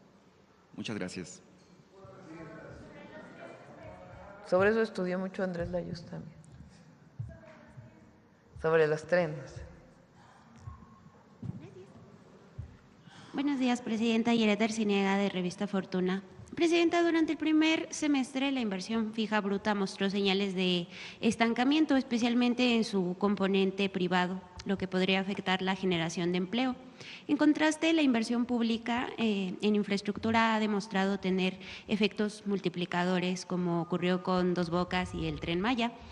¿Su gobierno espera un impacto similar en crecimiento y empleo con los proyectos ferroviarios iniciados este año, como el tren interoceánico? Digamos que están a su 10% o hasta un poco menos del empleo que se va a generar ya que estén operando, porque ahora hay movimiento de tierras, se está terminando el derecho de vía. Entonces, en el momento que esté todo en construcción, sí se van a generar pues por lo menos unos 50,000 empleos de manera directa, más los que se generan de manera indirecta. También la vivienda en unos meses ya va a estar al máximo, la generación de empleo.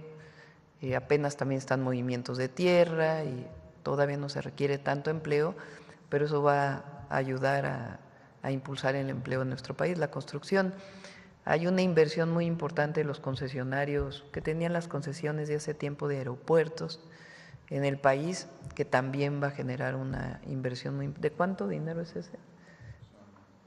Que es privada, porque son concesiones que existían hace tiempo. Son más de 130,000 millones en el sexenio de inversión privada vinculada con estos temas. Y pues todavía viene pues todo lo de carreteras también que apenas inició y eso va a impulsar muchísimo la economía. Y más todo el Plan México, los polos de bienestar, que inicia su licitación y poco a poco va a empezar a fortalecerse. Muchas gracias, Presidenta. En otro tema, Presidenta, Fitch Ratings advirtió que los recientes bloqueos de instituciones financieras por por supuesto lavado de dinero, podrían generar riesgo de contagio y afectar la confianza en el sistema financiero mexicano.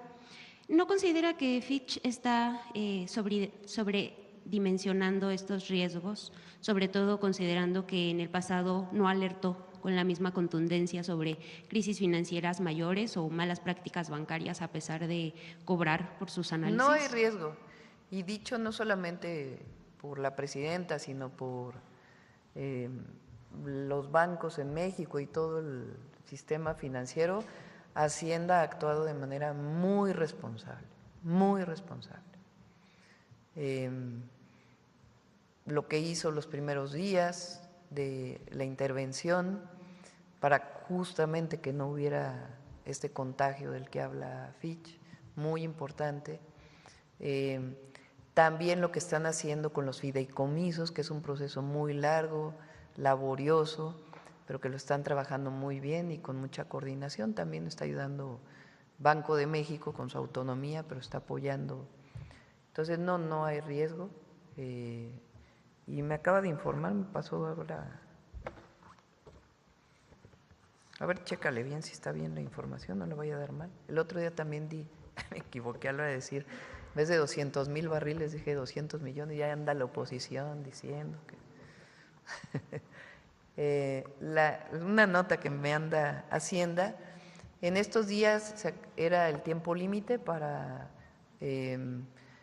las sanciones que iban a imponer a los bancos y parece que se ha logrado una posposición de esta fecha para pues esta intervención que está haciendo la Secretaría de Hacienda.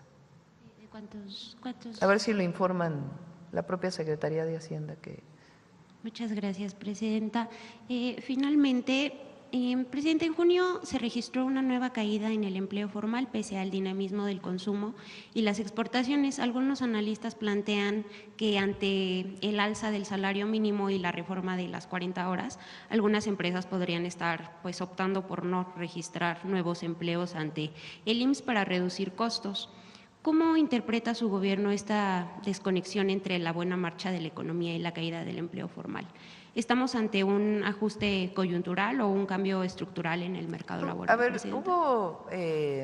hay varios temas que influyen y se va a recuperar el empleo, tengo la certeza, porque estamos trabajando en ello y además el plan lo estamos desarrollando y estamos hablando con las empresas y evitando que pueda aumentar. Estamos haciendo todo lo que esté en nuestras manos y se va a recuperar.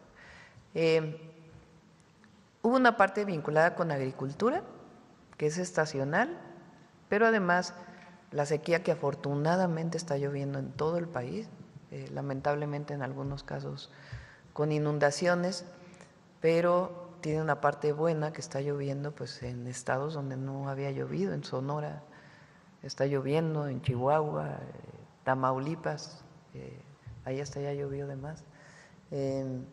Pero ayuda mucho a que se recupere la agricultura y la producción agrícola, agropecuaria en general, porque también ayuda al sector pecuario. Entonces, eso impactó. Una parte que tiene que ver con la manufactura, que está directamente asociada pues, a los temas de la disminución de exportaciones. Durante un periodo se están recuperando las exportaciones. Y otra parte también, pues a que apenas están generando empleo las obras públicas y las obras privadas.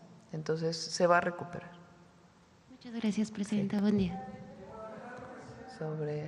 A ver aquí. Estoy buscando quien no había preguntado hace mucho. Gracias. Buenos días, Presidenta. Sí. Romina Gándara, sin embargo, no me levanto por los compañeros de atrás. Primero preguntarle, son 3 temas. El primero tiene que ver con el Tribunal Federal de Justicia Administrativa.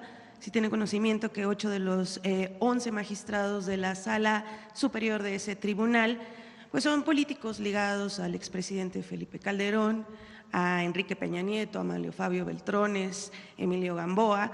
Si conoce casos también de corrupción y arbitrariedades que ellos hayan presuntamente cometido en ese tribunal. Y respecto a ese mismo tema, al ser un tribunal de justicia administrativa, que ha resuelto litigios millonarios y entre esos litigios que se han resuelto, pues se ha hilado una serie de fallos a favor de políticos como el exgobernador César Duarte, Rosario Robles.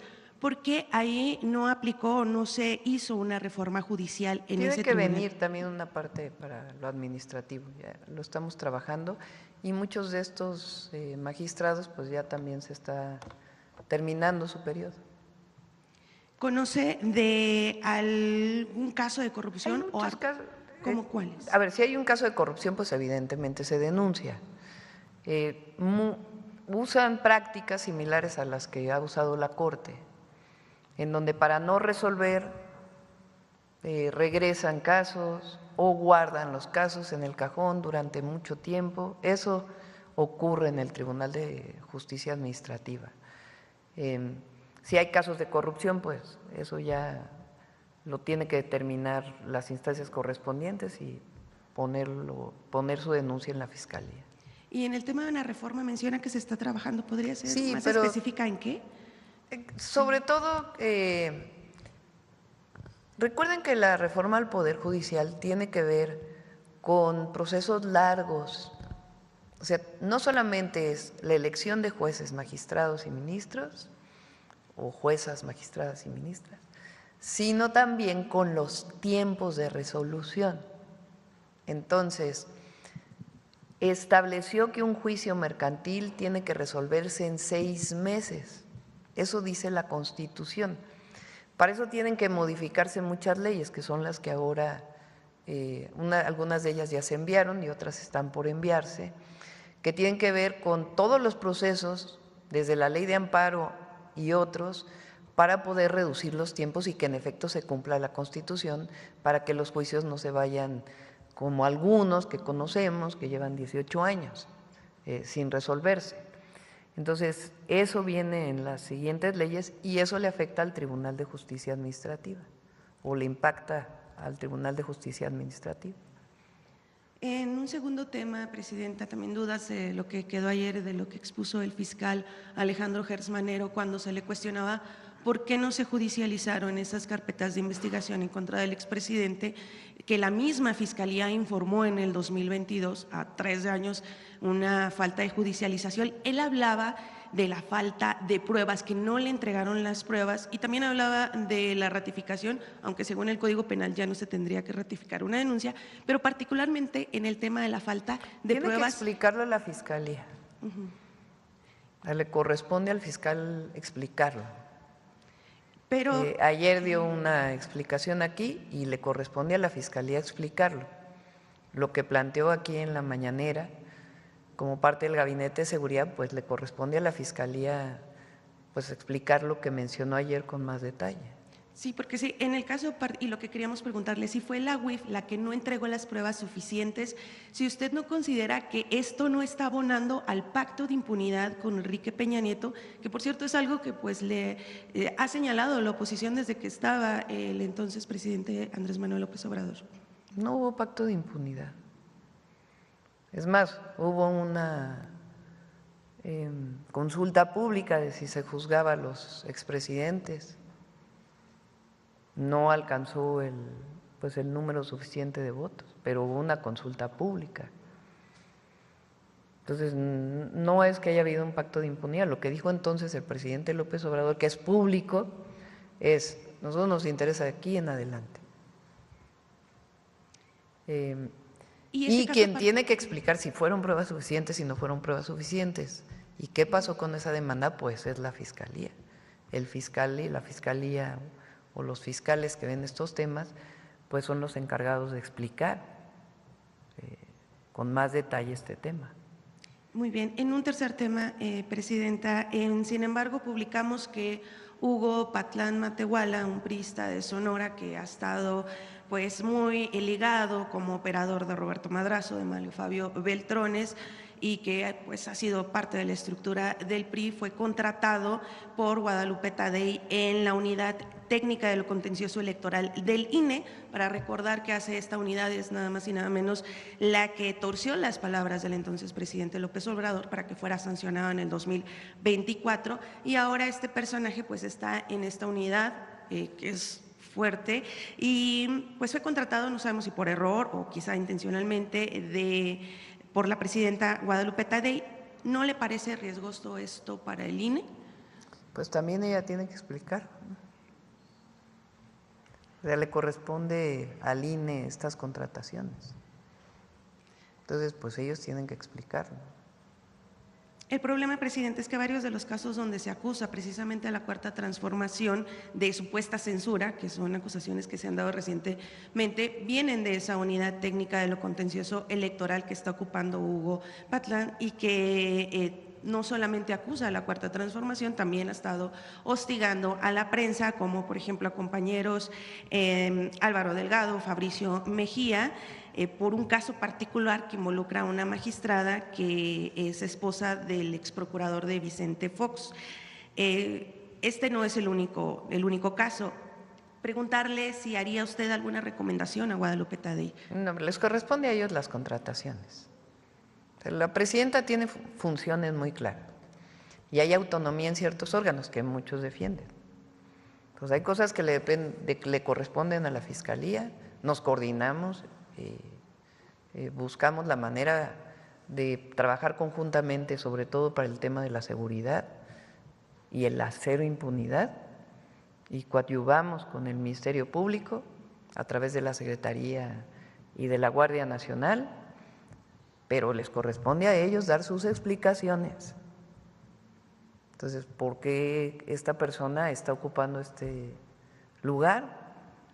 Pues no le corresponde a la presidenta ni recomendar ni no recomendar, porque luego van a decir que soy muy autoritaria porque ya nombro yo a todos, ya ando dando recomendaciones.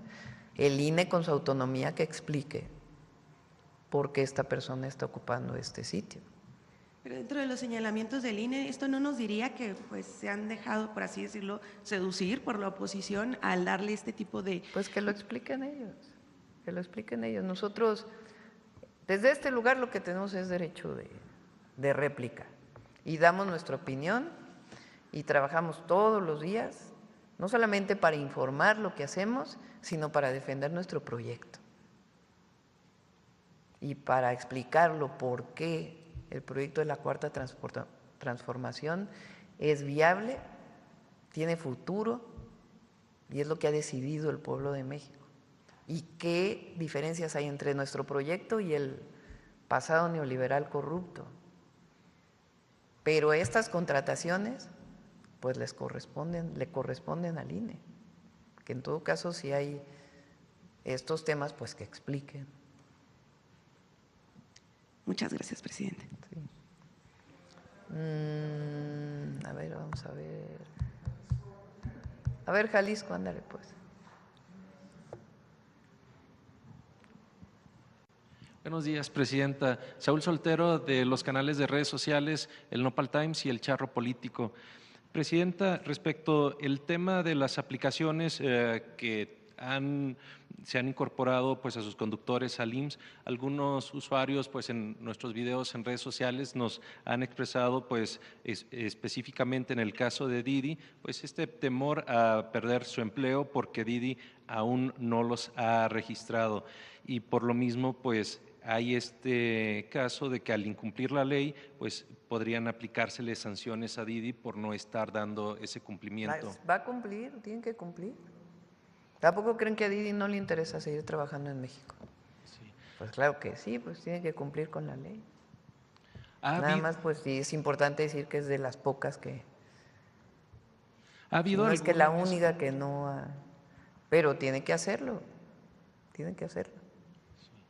¿Se ha generado como alguna mesa de diálogo, presidenta? O todo el tiempo el secretario del Trabajo tiene pláticas con todas las plataformas y también con las y los trabajadores. Entonces, todo el tiempo hay mesas de trabajo. ¿Ve potencialmente que se pueda aplicar alguna sanción sobre este caso? Bueno, lo determina la ley. Recuerden que son 6 meses de prueba, de aquí a diciembre. Entonces, en este periodo, pues, Didi tiene que cumplir y yo pienso que va a cumplir. En otro tema, el pasado domingo salieron pues un contingente de personas quienes se manifestaron libremente para exigir la anulación de la elección judicial. Según consta en algunos videos de entrevistas que se hicieron, algunas de estas personas que se quejaron pues ni siquiera fueron o acudieron a votar. ¿Cómo cuántos fueron? ¿Cómo cuántos marcharon? Sí, menos de 100 personas. ¿Qué opinión le genera que algunos de estos argumentos… México es libre. Está bien que marchen, que se manifiesten, que den su opinión. Sin problema. Nada más que pues así como que digan, qué convocatoria, pues no, ¿verdad? Por otro lado, pues alcaldes de la transformación pues en la zona metropolitana de Guadalajara pues han expresado que la televisora de Ricardo Salinas pues ha presionado a los alcaldes pues con temas informativos pues en mismo redes con diferentes notas. Qué bueno que menciones este tema, no por lo de los alcaldes, pero toda mi solidaridad a Sabina, a Vanessa, incluso a Denise Dresser, que miren que no coincidimos en casi nada, pero no se puede llamar a una mujer de la manera en que esta persona se dirige. Una misoginia, un machismo, terrible. Pero ¿cuál es lo que está en el fondo? Pues que no quiere que hablen de lo que le debe al pueblo de México. Entonces le busca por aquí, le busca por allá, y que él va a combatir a la 4T y a la presidenta. Y pues sí, pero debe 74,000 millones de pesos. Entonces él, pues, ¿qué es lo que hay en el fondo? Es lo que… Pero de todas maneras hay que mencionarlo, porque ni quiero poner aquí los tweets o sus publicaciones en X. Pero, repito, particularmente a Sabina Bergman, a Vanessa y a Denise Dresser, que miren,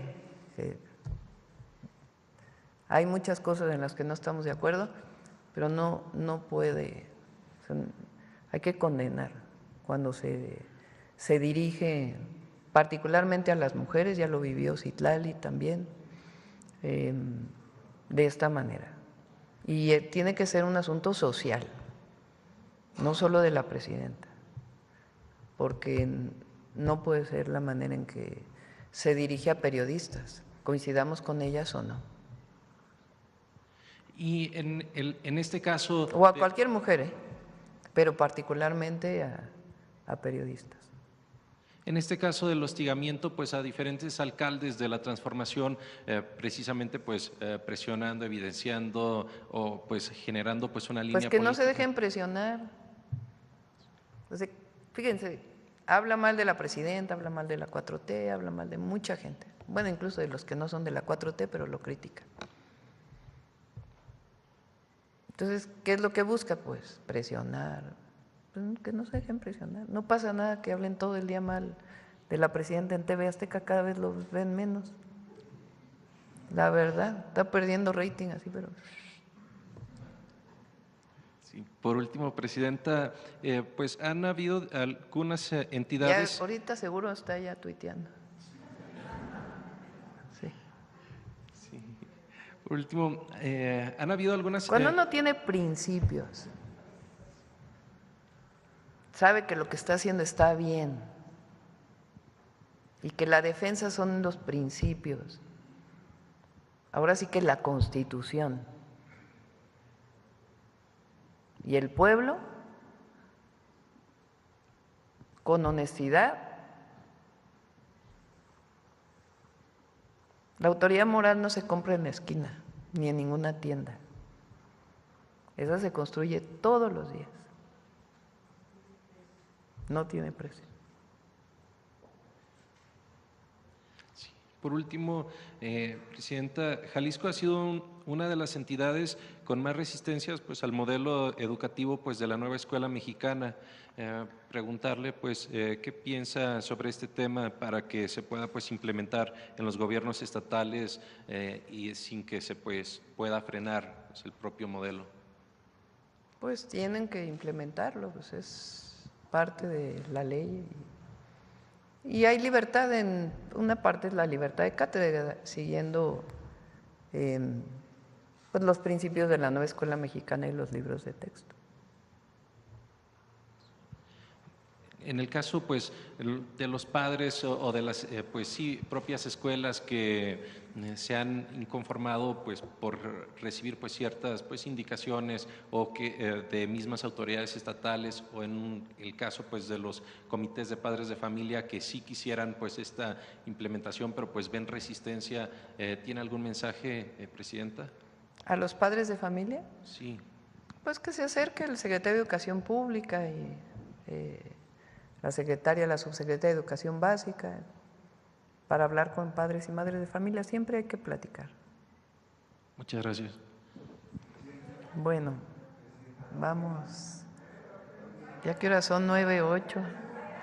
Todavía faltan las mentiras. Vamos a ir a la Basílica. Hoy es el Día Internacional. ¿Cómo es? El Día Internacional de Destrucción de Armas de Fuego.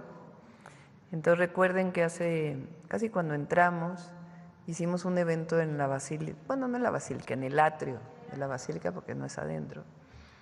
¿Por qué en ese lugar?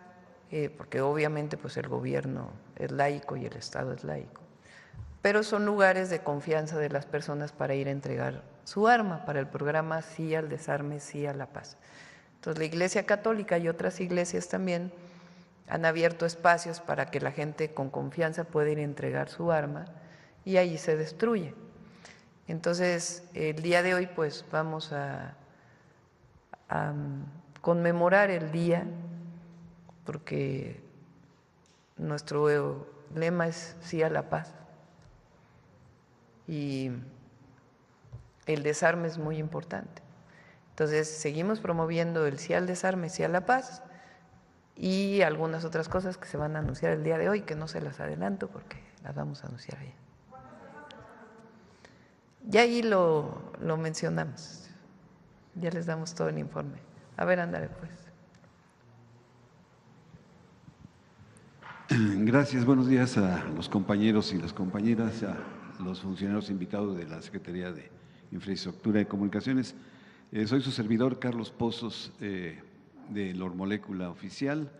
Presidenta, el miércoles 2 de julio en LM Noticias publicamos mi columna Los Pozos de Carlos Pozos, titulada Feliz 4 de julio, Día de la Independencia de los Estados Unidos, donde dimos a conocer que el lunes 23 de junio, en un momento de máxima tensión bilateral, el actor mexicano Diego Luna tomó por primera vez en la historia el rol de conductor del programa de televisión comercial muy visto en la Unión Americana de nombre Jimmy Kimmel Live, en donde nuestro paisano mexicano abordó temas sociales para criticar duramente las políticas migratorias del presidente Trump, de las que pues, las tachó de autoritarias.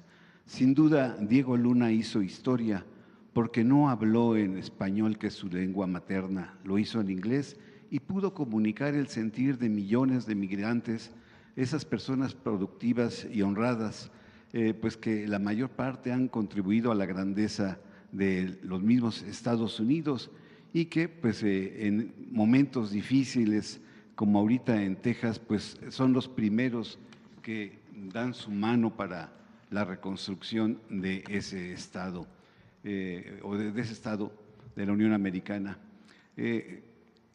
Como el mexicano Diego Luna vive en calidad de migrante en Estados Unidos, se suma a la ola de actores estadounidenses y latinoamericanos que comienzan a alzar la voz, porque Diego Luna entiende el sentir de todas y todos los migrantes. La pregunta es sencilla: ¿cómo ve usted que los actores como Diego Luna y otros más se sumen a estas críticas, a estas cuestiones sociales? Pues es muy bueno porque ellos tienen un alcance que algunas otras personas no tienen o no tenemos. Entonces, el alcance que tienen ellos es muy importante. Por supuesto, para que nuestros paisanos sientan la solidaridad y al mismo tiempo para que el pueblo estadounidense pues escuche también otras voces. Salma Hayek grabó un video, Demian Bichir hizo uno, que además se pudo usar para el consulado, también Guillermo del Toro hizo uno. Entonces es muy importante, e incluso actores estadounidenses también lo han hecho, actrices y actores. Entonces yo pienso que es muy importante y sí deberían sumarse más. Presidenta, como segunda pregunta, publicamos la semana pasada también en LM Noticias el hecho pues de que en esta máxima tribuna el expresidente Andrés Manuel López Obrador se refirió a la carta escrita en 1924 por el secretario de Estado Robert Lissing, quien profetizó, abro comillas, México es un país extraordinariamente fácil de dominar porque basta con controlar a un solo hombre, el presidente. La profecía dice así, tenemos que abandonar la idea de poner en la presidencia mexicana a un ciudadano americano, ya que eso conduciría otra vez a una guerra. La solución necesita de más tiempo. Debemos abrir a los jóvenes mexicanos ambiciosos las puertas de nuestras universidades y hacer el esfuerzo de educarlos al modo de vida americano, en nuestros valores y el respeto y liderazgo de Estados Unidos. México necesita de administradores competentes y con el tiempo esos jóvenes llegarán a ocupar cargos importantes y eventualmente se adueñarán de la misma presidencia. Y sin necesidad de que Estados Unidos gaste un centavo o dispare un tiro, harán lo que querramos y lo harán mejor y radicalmente de lo que nosotros mismos podríamos haber hecho. Hasta aquí la cita, Presidenta. Pues eso fue lo que pasó en el neoliberalismo. Muestra de ello es que Miguel de la Madrid estudió en la Universidad de Harvard, Carlos Salinas de Gortari estudió también en la misma Universidad de Harvard, Ernesto Zedillo estudió en la Universidad de Yale, Felipe Calderón estudió en la Universidad de Harvard y Enrique Peña Nieto también en la Universidad de Harvard. La pregunta es, Presidenta, ¿se cumplió la profecía del exsecretario Robert Lissing? Y preguntarle también en este mismo sentido, estos expresidentes neoliberales señalados ahora con serios nexos de corrupción, ¿qué hicieron de nuestro país? ¿Qué hicieron de nuestro pueblo, además de expulsar a millones de mexicanos a los Estados Unidos? Todo el modelo neoliberal en México de 1982 al 2018 pues fue dictado en mucho por los organismos financieros internacionales, con la anuencia, el apoyo y la convicción de quienes gobernaban entonces, convencidos del modelo neoliberal, que en esencia era gobernar para unos cuantos y deshacerse de todo, privatizar y privatizar, y de paso quedarse con un cacho del pastel. Eso fue el periodo neoliberal en muy pocas palabras. Hasta el 2018. Ahora, yo tuve la oportunidad por una beca de la Universidad Nacional Autónoma de México de estudiar o de hacer mi tesis doctoral en los Estados Unidos, en un laboratorio de la Universidad de Berkeley. Sí, nada más que aquí nunca me conquistaron. Y nuestro gobierno pertenece al pueblo. Entonces no es automático. Lo que pasa es que ellos sí fueron conquistados en su mente y en su visión, porque nunca les interesó el pueblo, ni nuestra cultura, ni nuestra historia, pues hasta del fin de la historia hablaron. Entonces veían en el extranjero la copia del modelo. Y acá no. Por supuesto que eso no quiere decir que estemos cerrados y que no veamos lo que ocurre en otras partes del mundo que nos puedan ayudar en nuestro país. Pero nuestro modelo, el humanismo mexicano, surge de nuestra propia historia y de los valores de muchos de nuestros héroes y heroínas.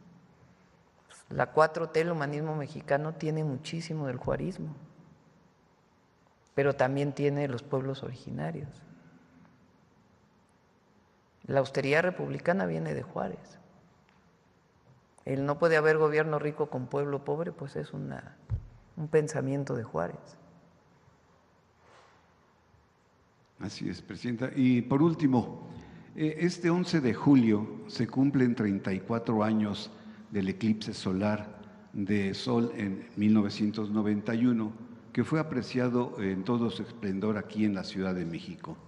En el noticiero 24 horas del periodista Jacobo Zabludowski dio a conocer un video del señor Guillermo Arreguín en que se veía un objeto circular, en la parte superior era plateado y en la inferior presentaba un color oscuro, es decir, producía una sombra.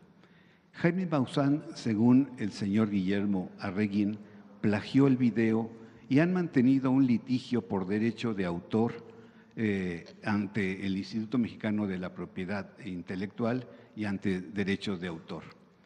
Ahora bien, el 5 de marzo del 2005, en la administración del expresidente Vicente Fox Quesada, para hablar de acceso a la información pública y sus cambios, autorizó que la Secretaría de la Defensa, al frente del general Clemente Vega García, obsequiara el video del incidente ocurrido el 5 de marzo del 2004 en Campeche.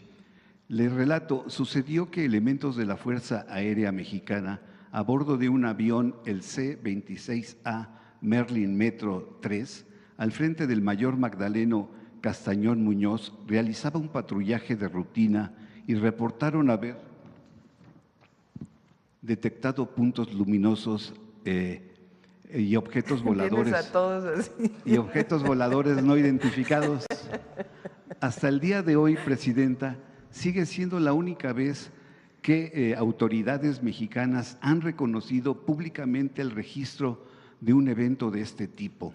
El avistamiento quedó registrado gracias a las cámaras del avión y la única copia del video no fue entregada para su análisis a científicos o astrónomos, fue entregada a Jaime Maussan, periodista y ufólogo. La pregunta es, Presidenta, luego de 20 años, ¿la Secretaría de la Defensa podía responder en qué se basó Vicente Fox para que la Sedena entregara a un particular en lugar de mantener ella el video en resguardo o darlo a una institución científica, al Politécnico, a la UNAM? Y en este mismo sentido… Para que no digan que hay cosas que no se tocan en la mañana, aquí de todo podemos hablar. Y en este mismo sentido, Presidenta, ¿podría usted dejar a un lado la investidura presidencial y como científica, ya que la NASA ha dado su punto de vista, podría darnos su opinión sobre el fenómeno OVNI, UAPs, fenómenos anómalos no identificados? Y con un sí o con un no, Presidenta, ¿estamos solos? Esa estuvo buena, esa sí es como decía la de los 64. Se lo dejamos a los científicos que se dedican a ello. Tengo mi opinión, pero bueno, si el tema es si realmente hubo algo que vieron en el 2004 y que hizo la defensa, pues le preguntamos a la defensa. Sí. Muchas gracias, Presidente. Gracias. Que tenga un excelente Buen día a todos y a día. todas. Mañana empezamos por aquí, si vienen, para que los tomemos en cuenta y a los compañeros que quedan. Vamos a quienes quieren. No. Detector de mentiras. Con su permiso, Presidenta.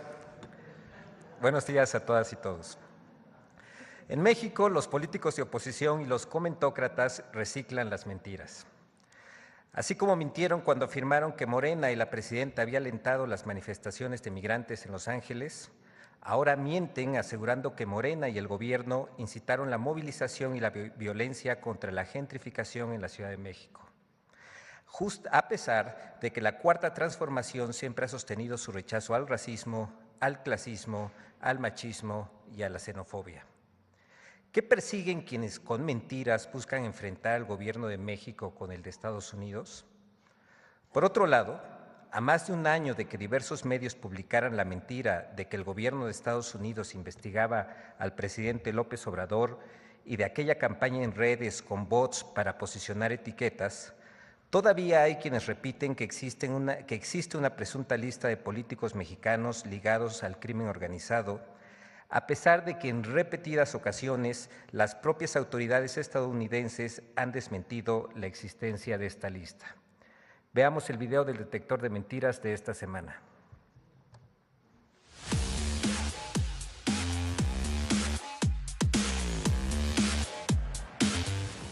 Mentiras sobre la extinción del IMSS, supuestas declaraciones sobre el gobierno de la Ciudad de México espiando a políticos opositores y falsas visitas del SAT a domicilios de personas de la tercera edad son algunas de las noticias falsas que el detector de mentiras localizó esta semana. 1. Estados Unidos cuenta con una lista de políticos mexicanos ligados al crimen organizado. ¡Mentira! Desde el pasado 3 de junio, la Embajada de Estados Unidos en México desmintió la existencia de una presunta lista de políticos mexicanos elaborada por el Departamento de Seguridad Nacional de ese país, en la que se mencionaban sanciones contra políticos mexicanos vinculados con el crimen organizado. No obstante, comentaristas en distintos medios de comunicación mantienen esta mentira en sus espacios de opinión. 2. El partido Morena y el gobierno de México incitaron las movilizaciones y la violencia contra la gentrificación. Hoy la relación México-Estados Unidos está con pinzas y este tipo de acciones impulsadas por el mismo gobierno no deben de ser apoyadas por la comunidad en general. ¡Mentira! La manifestación en contra de la gentrificación del pasado viernes 4 de julio de 2025 fue convocada por agrupaciones como Gentrificación en tu idioma, Obreras CDMX, Juaricúa, Lágrimas Lacrimógenas, Pasteu Morras, Yo por las 40 Horas y vecinos de diversas colonias de la Ciudad de México, principalmente a través de redes sociales. Como parte de esta campaña de desinformación, también se aseguró, sin ningún sustento, que las marchas antigentrificación se realizaron para distraer la atención de lo que podrían confesar narcotraficantes de Estados Unidos. 3. BYD canceló su plan para construir una planta armadora en México. El principal fabricante de vehículos eléctricos de China, BYD o BYD, frenó los planes para construir una planta en México. De acuerdo con la agencia de noticias Bloomberg, la decisión se debe al contexto de tensiones comerciales globales derivadas de las políticas implementadas por el presidente de Estados Unidos, Donald Trump. ¡Mentira! Jorge Vallejo, director general de BYD en México, aclaró a medios de comunicación que los planes para construir la planta armadora en México continúan y afirmó que la respuesta de los consumidores ha sido muy positiva y eso nos motiva a seguir apostando con fuerza por México. 4. El IMSS tiene sus años contados y enfrenta una crisis financiera. El IMSS está desahuciado y si no ocurre un milagro, su muerte sucederá en el 2036. ¡Mentira! El 5 de julio, Zoe Robledo, director general del Instituto Mexicano del Seguro Social, denunció que medios de comunicación nacionales distorsionaron el informe sobre la situación financiera y riesgos 2024-2025, el cual describe que el IMSS tiene suficiencia programada hasta el 2037 y que los recursos serán garantizados para atender a más de 80 millones de derechohabientes. Estas cifras significan un incremento de 9 años de la suficiencia financiera del IMSS respecto a la situación del instituto en 2018. Además, las reservas financieras del IMSS pasaron de 200,000 millones en 2019 a 600,000 millones en la actualidad. 5. El SAT realizará visitas domiciliarias a adultos mayores para verificar el cumplimiento de las obligaciones fiscales. ¡Mentira! El Servicio de Administración Tributaria negó que exista un operativo de visitas enfocado a un régimen o tipo de contribuyente específico y que las personas jubiladas y pensionadas no son un sector prioritario de revisión y solo en casos excepcionales podrían ser verificadas. 6. El gobierno de la Ciudad de México espió a políticos opositores. Y con fundamento en esa carpeta, digo, esto salió hasta en el New York Times, yo aquí tengo los oficios por si alguien los quiere revisar, le pidieron a Telcel todas sus llamadas entrantes y salientes. Está por escrito. Todos sus mensajes, tanto entrantes como salientes.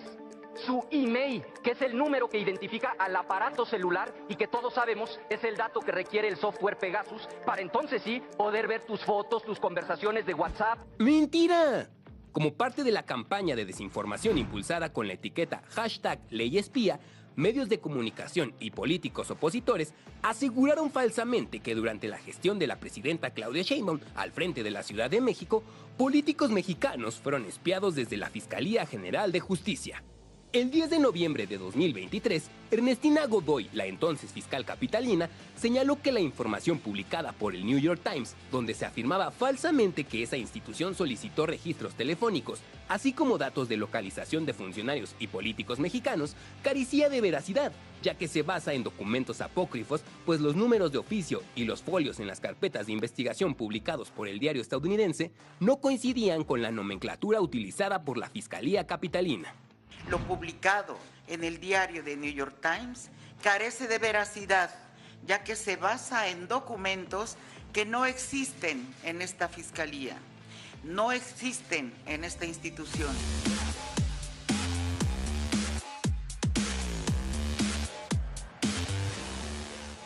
Muchas gracias, presidenta. Porque anda ahí en las redes. Se presentaron una parte de adelanto del presupuesto del 2026. Ahí, en vez de que hubiera tantas claves presupuestales, se hizo una consolidación. En vez de ver 400, hay 200, para facilidad en la operación. Y ya están inventando que vamos a quitar el apoyo a salud, que va a haber disminución de presupuesto. Mentira. Gracias, buenos días.